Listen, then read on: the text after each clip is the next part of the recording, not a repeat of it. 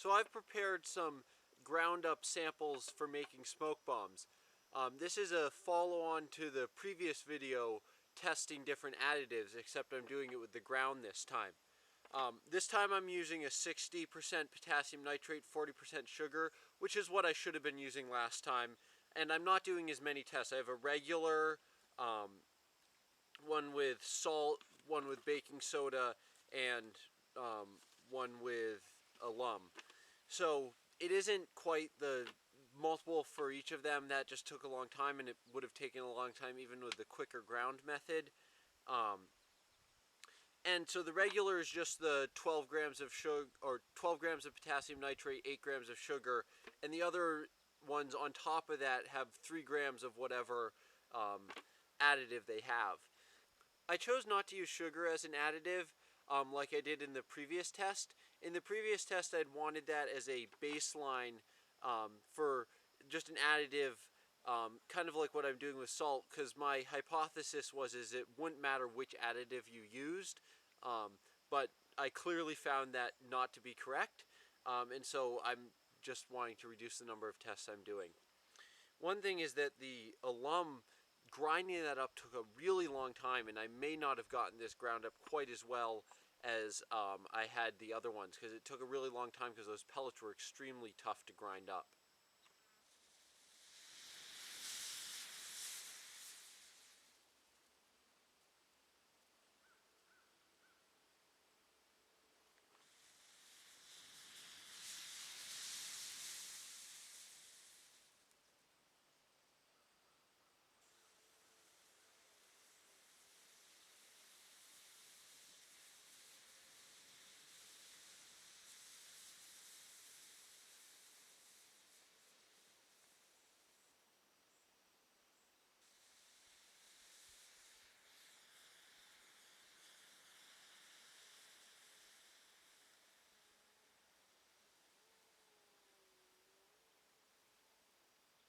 Where the first 3 tests just left a little bit of black ash, this final test with the aluminum potassium sulfate again produces like really white stuff.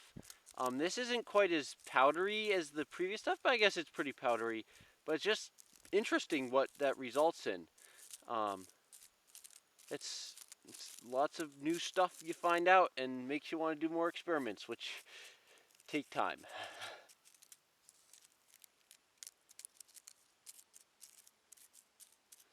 And it does break apart pretty easily. I'm just using this piece of grass I found around, so it's not like it's that hard. I wanted to do the ground method aluminum potassium sulfate again because it really didn't act like the dissolved method much, and even though I'm a little bit unsure of the dissolved method, I felt it was worth trying again.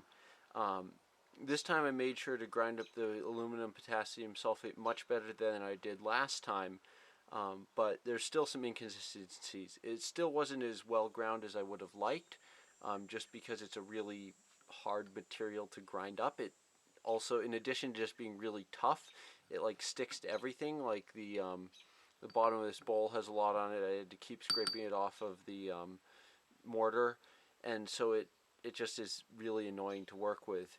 I don't think I'm really going to do anything else with it, and at least the grinding and the dissolved method didn't work super well either.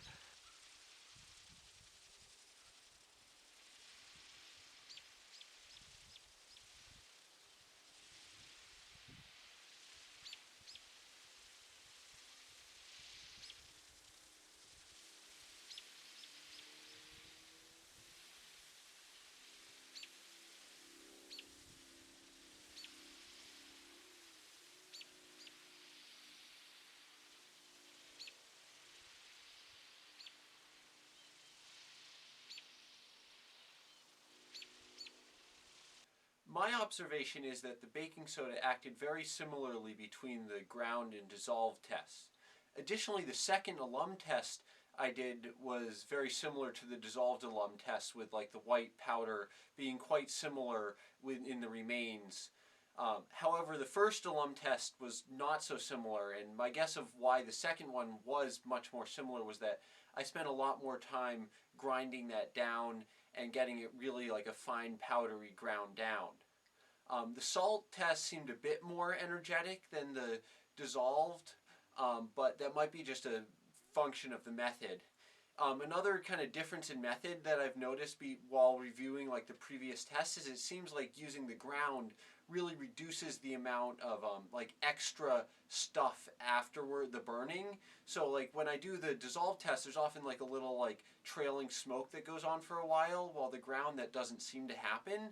And my theory for why this is happening is that when I'm doing the dissolved, I like scrape it out of the pot with a spoon, and then I wipe that spoon on the newspaper, and that just leave bits around the newspaper so it carries on for much longer, where the ground it's all in one cohesive bunch and it goes up all at once.